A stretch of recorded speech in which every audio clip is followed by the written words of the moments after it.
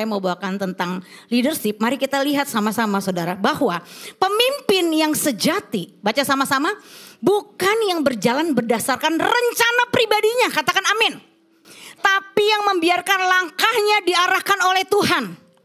Karena bicara leader, dia di depan, dia memimpin.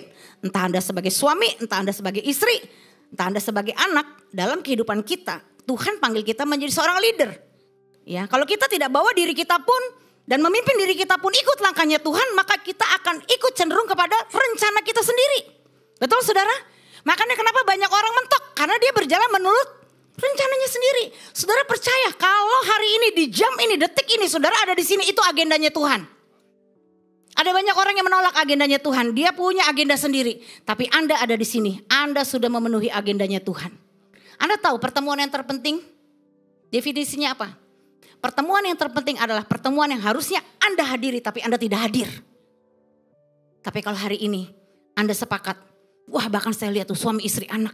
Sepakat. Wah ibu senyum ya bu ya. Wah sepakat ya bu ya. Datang beribadah. Anda memenuhi agendanya Tuhan. Dan saya percaya seorang pemimpin yang berhasil adalah pemimpin pribadi yang berjalan sesuai dengan rencana Tuhan.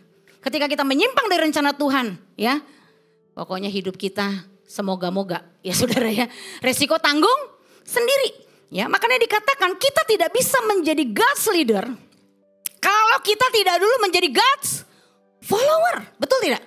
Kita mau jadi pemimpinnya Tuhan. Pemimpin yang diurapi Tuhan, pemimpin yang dipakai Tuhan, tapi kita gak mau follow Jesus.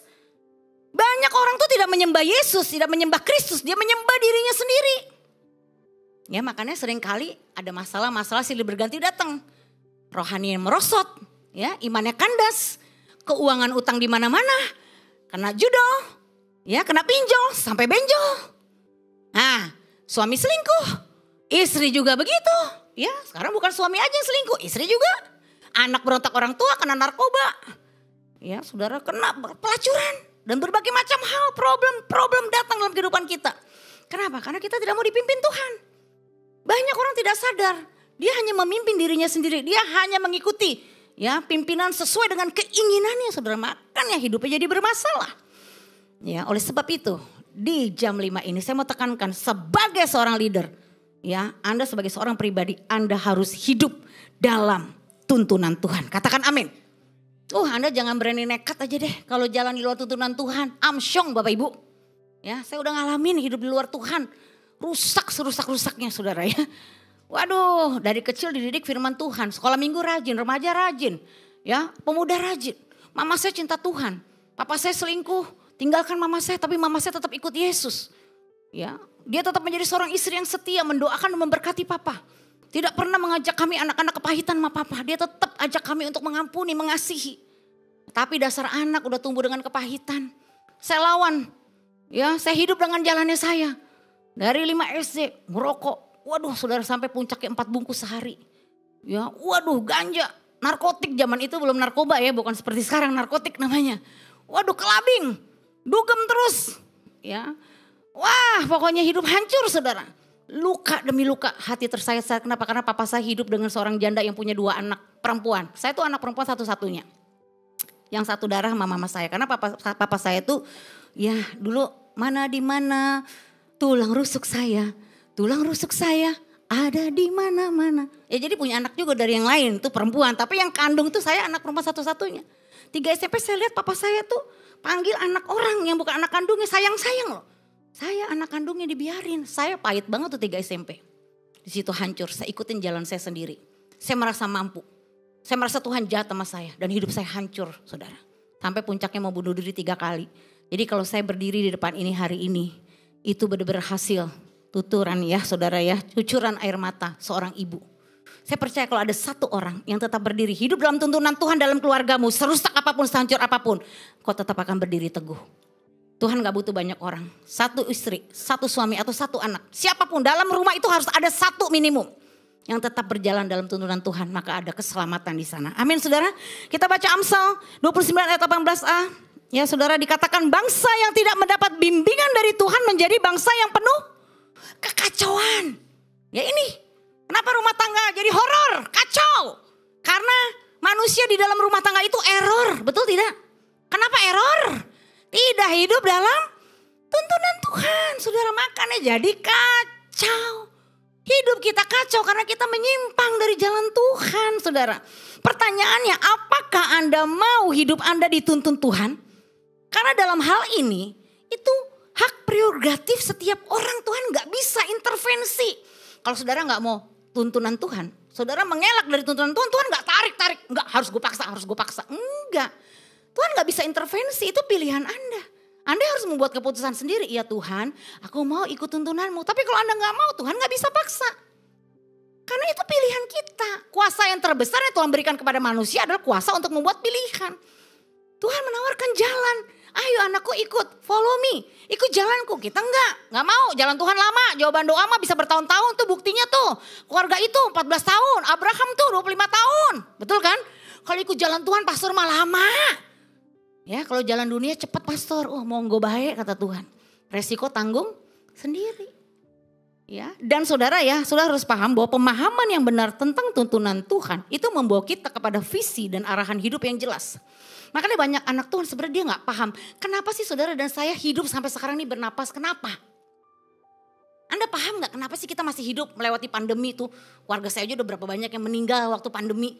Sampai sepupu saya yang muda-muda tuh udah 3 orang duluan. Waduh, kerabat deket, hamba Tuhan deket, kenalan. Ini enggak. Nah saudara dan saya sekarang hidup. Berapa banyak saudara harusnya udah mati kan? Tapi hidup kan? Nah paham gak untuk apa? Banyak orang gak paham saudara. Makanya sebenarnya orang tuh hidup hanya sekedar hidup kayak mayat zombie. Ya kayak zombie ya, hidup hanya sekedar hidup. Dia gak tahu maknanya. Ya, jadi saudara sore ini ya, saudara belajar ya bahwa hidup dalam tuntunan Tuhan sama dengan hidup yang mau dipimpin. Katakan, baca sama-sama yuk. 2, 3. Hidup dalam tuntunan Tuhan sama dengan hidup mau dipimpin. Kalau gak mau dipimpin ya susah. Ya, gak bisa saudara. Nah Tuhan menuntun kita dengan memakai hambanya sebagai seorang pemimpin. Ya, ini catat baik-baik. Tuhan memakai hambanya. Orang-orang yang Tuhan letakkan sebagai otoritas kita untuk memimpin hidup kita. Oleh sebab itu miliki sikap hati yang mau dipimpin. Seorang istri dia bisa bilang begini, saya mau ikut tuntunan Tuhan, sama suami berontak. Kagak cocok saudara. Ya, otoritas di rumah aja yang masih kita lihat dengan mata kita berontak. Kita mau bilang, yang penting gue tunduk sama Tuhan. Kagak bisa saudara. Kenapa? Karena cerminan ya, sikap kita, respon kita kepada orang yang memimpin kita itu cermin hati kita sama Tuhan. Katakan amin saudara. Ya, Anda tidak dapat hidup di luar otoritas saudara. Karena bicara pemimpin itu bicara otoritas. Tuhan memberikan otoritas. Ya makanya jangan main-main kalau udah bicara tentang otoritas saudara. Kita tidak bisa hidup di luar otoritas. Nah pemimpin adalah sosok yang menjadi role model untuk memimpin. Ya di dalam sebuah kelompok, dalam sebuah keluarga itu pasti ada pemimpin. Di gereja ini juga ada pemimpin, ada gembala, pastor-pastor yang diangkat untuk memimpin.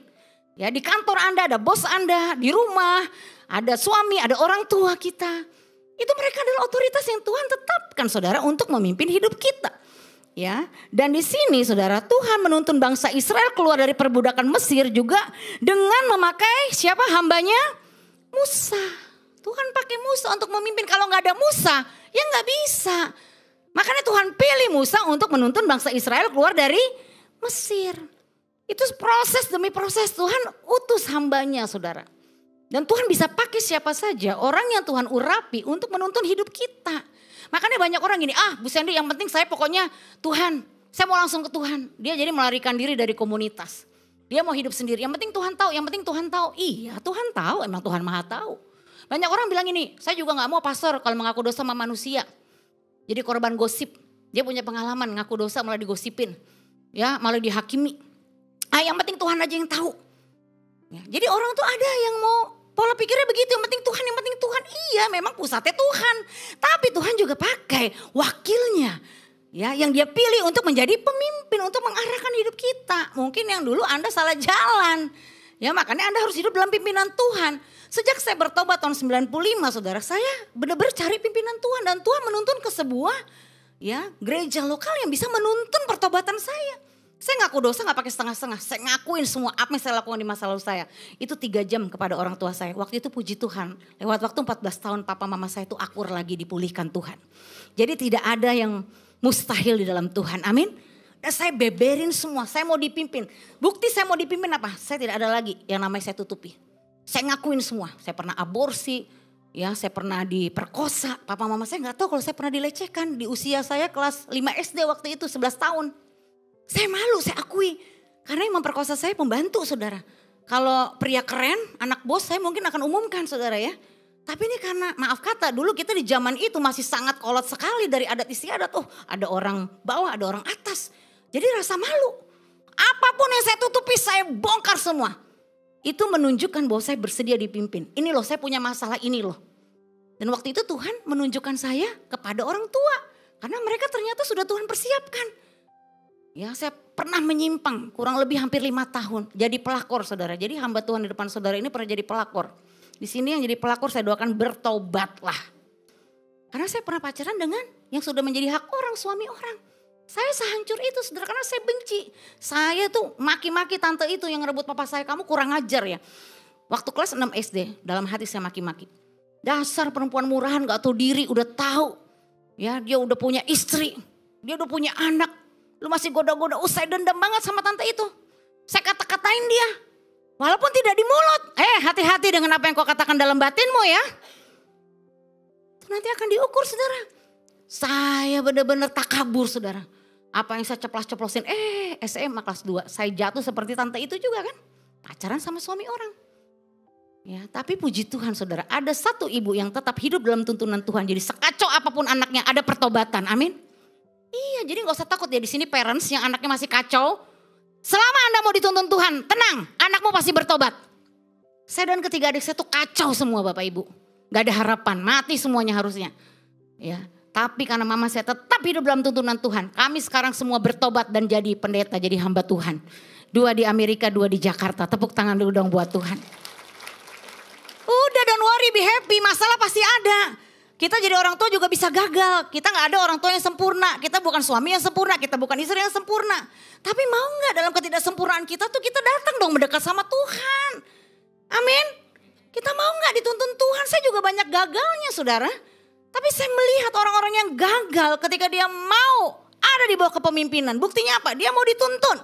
Di mana Tuhan menuntun saudara? Tuhan sudah menetapkan langkah-langkah orang yang hidupnya berkenan kepadanya. Ya saya dituntun ke orang tua. Mungkin ada yang dituntun ke pembinanya. Sekarang kami banyak dituntun untuk menggembalakan orang-orang goa adulam yang punya stres badai hutang. Tiap pagi jam 4, jam 5, jam 5, jam 6 kita punya kegerakan doa pagi. Udah 55 kota, 14 negara itu tubuh Kristus semua interdenominasi. Mereka dituntun Tuhan masuk Zoom, ikut doa tiap pagi. Itu tuntunan Tuhan. Lalu mereka diarahkan masuk ke breakout room, ikut komsel setiap pagi. Banyak yang pulih Bapak Ibu Saudara. Kenapa? Karena ketika kita berjalan tuntunan Tuhan, Tuhan buka pintu demi pintu. Dan kalau Tuhan sudah buka pintu, tidak ada satupun yang bisa menutupnya. Jadi jangan anggap remeh orang-orang yang Tuhan tetapkan untuk menjadi pemimpin saudara. Mereka tidak datang langsung ke saya. Di setiap breakout itu ada leader-leader. Kamu gak perlu ketemu saya, yang penting kamu ketemu Tuhan. Amin. Kalau Anda hidup dalam pimpinan Tuhan, Tuhan lihatkan semuanya. Bahwa ada visi dan rencana Tuhan yang hebat atas setiap hidupmu. Di tengah kehancuranmu, keterpurukan hidupmu, Tuhan punya rencana yang indah atas hidupmu Bapak Ibu. Amin. Hidupkan kembali visi Tuhan itu dengan mau dipimpin saudara. Ya, di Bilangan 11 ayat 1-3 dikatakan Tuhan beberapa kali bermaksud untuk memusnahkan ya bangsa Israel. Akan tetapi Musa selalu menghalangi maksud Tuhan.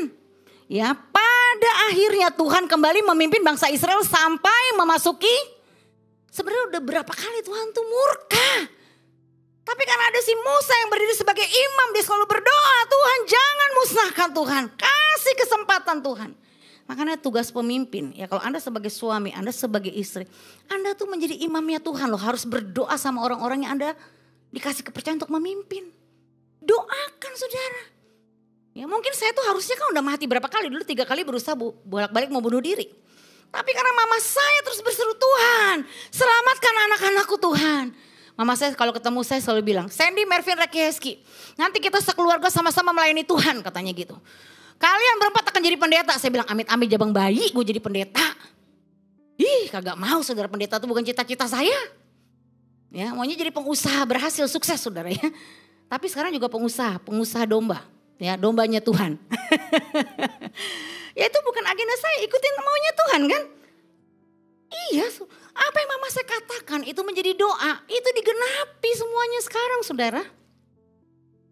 Ya makanya kita tuh kalau benar-benar ya bersekutu dengan Tuhan, berseru sama Tuhan, Tuhan tuh dengar setiap seruan kita. Walaupun secara akal manusia gak masuk akal. Sering banyak orang ngomong gini, gak masuk akal. Masalah saya tuh gak masuk akal. Ya lu kalau mau hidup terus masuk akal, lu gak usah ikut Tuhan. Lu ikutin aja akal lu. Lu saya ngomong apa adanya dong. Iya kan? Lu masih mau ikutin akal lu. Lu udah hidup menurut akal lu. Semampu lu bisa berdiri, lu ikutin aja akal lu. Nanti kalau udah mentok, lu kembali sadar ya. Bahwa akal lu tuh gak bisa menuntun ke jalan Tuhan. Lu harus kembali dulu ke Tuhan. Akal ini harus dituntun kepada jalan Tuhan. Karena Tuhan yang memberikan kita akal budi saudara. Nah kalau kita ikutin akal kita gak masuk akal, pastor gak masuk akal. Janji Tuhan tuh kayak awan-awan. Iya kalau gue lihat dulu hidup gue juga kayak awan-awan. Saya bilang mama saya, ma bagaikan pucuk merindukan bulan. Lu jangan jauh-jauh kalau mimpi. Papa gak akan mungkin balik. Iya saya selalu bilang begitu. Tapi dia tetap orang yang beriman. Dia tetap hidup dalam tuntunan Tuhan. Ya makanya Ibrani 13 ayat 17 dikatakan, baca sama-sama. Taatilah pemimpin-pemimpinmu dan tunduklah kepada mereka. Sebab mereka, ini penting, berjaga-jaga atas jiwamu sebagai orang-orang yang harus dipertanggungjawabkan atasnya. Dengan jalan itu mereka akan melakukannya dengan gembira, bukan dengan keluh kesah. Sebab hal itu tidak akan membawa keuntungan bagimu. Jangan sampai pemimpinmu berkeluh kesah. Saya selalu jaga hati, makanya jadi gembala Tuhan. Jangan sampai lidah saya nih, hati saya bersungut-sungut mengatasi jemaat ini yang keras kepala. Menurut saya harus belajar melihat mereka seperti Tuhan melihat mereka.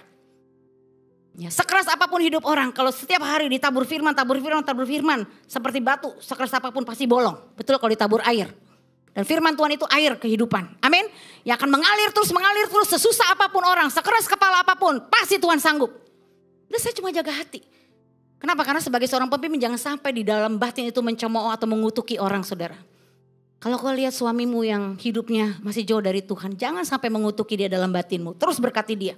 Seperti mama saya, aku berkati suamiku. Kita sekeluarga akan sama-sama melayani Tuhan. Suamiku akan kembali. Dia akan menjadi suami yang mengasihi Tuhan. Melayani Tuhan. Kejadian saudara. Kenapa? Karena kita diberikan Tuhan tanggung jawab untuk memberkati setiap orang yang Tuhan percayakan. Dimulai dari keluarga kita. Makanya strong from home. Bilang sama-sama strong from home. Karena tanggung jawab dimulai dari keluarga. Buat apa di luar keren keluarga hancur? Dimulai dari keluarga. Doakan suamimu, istrimu, anakmu. Pembantumu, supirmu, stafmu, siapapun yang Tuhan pimpin. Ya untuk Anda doakan mereka saudara. Anda lihat gambar ini, otoritas itu sama dengan pipa berkat. Jangan anggap remeh saudara. Makanya dikatakan seperti minyak yang baik di atas kepala, meleleh ke janggut, yang meleleh ke janggut Harun dan ke leher jubahnya. Lihat saudara, makanya itu ada saluran pipa berkat. Anda gak tunduk pipa berkatnya gak mengalir saudara. Daud mengerti sekali prinsip otoritas yang adalah pipa berkat Tuhan. Makanya di kitab Samuel saudara lihat. Tetapi kata Daud kepada Abisai, jangan musnahkan dia sebab siapakah yang dapat menjamah orang yang diurapi Tuhan dan bebas dari hukuman. Daud itu mengerti prinsip otoritas. Berapa banyak kesempatan dia bisa bunuh Saul. Tapi dia tidak mau lakukan itu. Kenapa? Karena Daud sadar Saul itu diurapi Tuhan. Sekalipun perilakunya, perbuatan yang gak benar, dia tetap respect. Betul? Akhirnya dia terima berkat Tuhan. Ya, beda kan saudara dengan Raja Saul kan. Kelar udah hidupnya gara-gara nekat memutuskan pipa berkat otoritas. Ya kalau kita lihat saudara. Ya, kisah Saul itu menjadi raja pertama Israel yang berontak kepada Tuhan. Dan akhirnya hidupnya dengan bunuh diri. Dia putuskan pipa berkat otoritas itu. Akhirnya endingnya sia-sia saudara. Jadi hari ini angkat tangan kanan semuanya tinggi-tinggi saudara. Yuk tinggi-tinggi bilang ini sadar. Tobat, lo jangan potong, lo jangan putusin pipa berkat Tuhan. Tuhan mengurapi dari kepala ke janggut dan jubahnya turun. Jadi bicara otoritas itu ketaatan kita 100% terbatas hanya kepada Tuhan sebagai pemegang otoritas tertinggi. Namun rasa hormat kita pada Tuhan, orang tua dan otoritas yang ada di atas kita itu 100% mutlak. Jadi hormat. Nah kalau dia ngajar gak benar kita boleh tidak tunduk. Kita boleh tidak taat tapi tetap hormat. Jangan belagu, jangan songong. Karena Anda belum pernah di posisi dia. Saya gak pernah mau artinya mengutuki orang-orang yang korupsi. Kenapa? Karena saya belum pernah di level itu.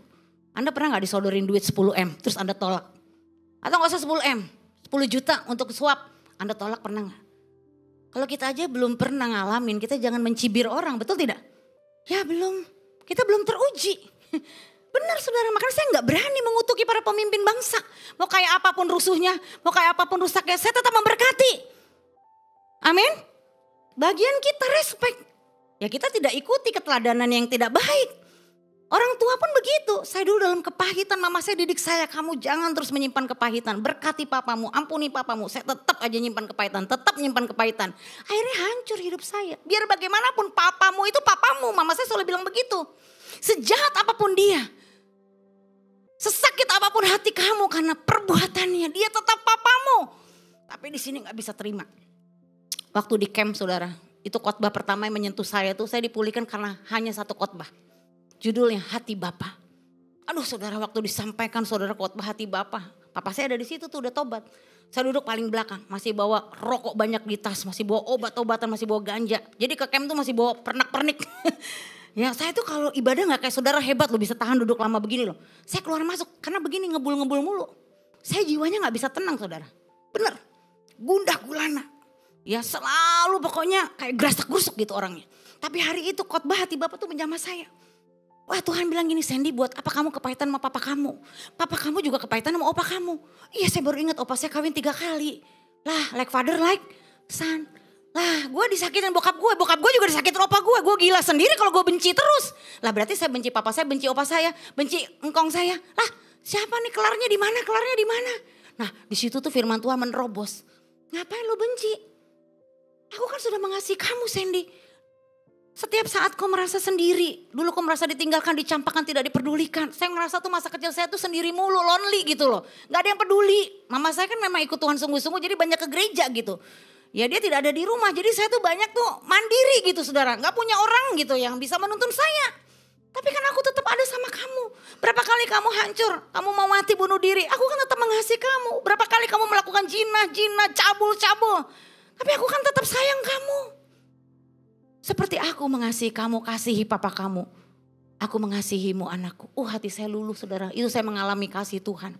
Dan saya boleh melepaskan pengampunan di situ saudara. Pemulihan terjadi ketika saya mengalami pemulihan dengan otoritas yaitu papa saya. Jadi kunci pemulihan hidup saya waktu saya beres sama papa saya. Apapun masalah yang kau hadapi hari ini, temukan akarnya, jangan cuma sebatas mau selesaikan masalah. Selesaikan masalah itu bisa balik lagi kok. Anda punya hutang, Anda beresin hutang, ada yang bayarin sekarang. Anda bisa, besok Anda hutang lagi. Itu banyak orang-orang yang punya hutang, ditolong, hutang lagi saudara. Kenapa? Karena orang cuma fokus sama masalahnya. Problem kerusakan hidup saya, akarnya bukan karena duit. Ya, bukan karena papa saya bla bla bla bla. Akarnya apa? Saya kepahitan. Udah itu akarnya. Begitu dicabut kepahitannya, saya melepaskan pengampunan, beres. Pipa otoritas nyambung lagi, amin. Pipa berkat nyambung lagi. Kenapa engkau tidak mengalami berkat Tuhan? Ada yang terputus karena sikap hatimu. Ada yang tidak submit dengan firman Tuhan. Jadi orang yang berjalan menuntunan Tuhan dia harus submit 100% dengan apa kata Tuhan. Amin. Jadi Tuhan tidak bisa memberkati, melindungi dan mengangkat Anda jika Anda hidup di luar otoritas atau melawan otoritas. Perhatikan saudara, tidak ada pemimpin yang sempurna. Ya, semua pemimpin pasti pernah berbuat salah. Papamu pernah berbuat salah, mamamu pernah berbuat salah. Saat kita menjadi orang tua pun kita pernah berkali-kali buat salah. Betul? Tapi bukan benar atau salah, namun bagaimana respon saya. Kalau responmu kau mau kembali kepada tuntunan Tuhan, kau akan lihat perbuatan Tuhan yang dahsyat dan ajaib. Mari kita bangkit berdiri sama-sama saudara.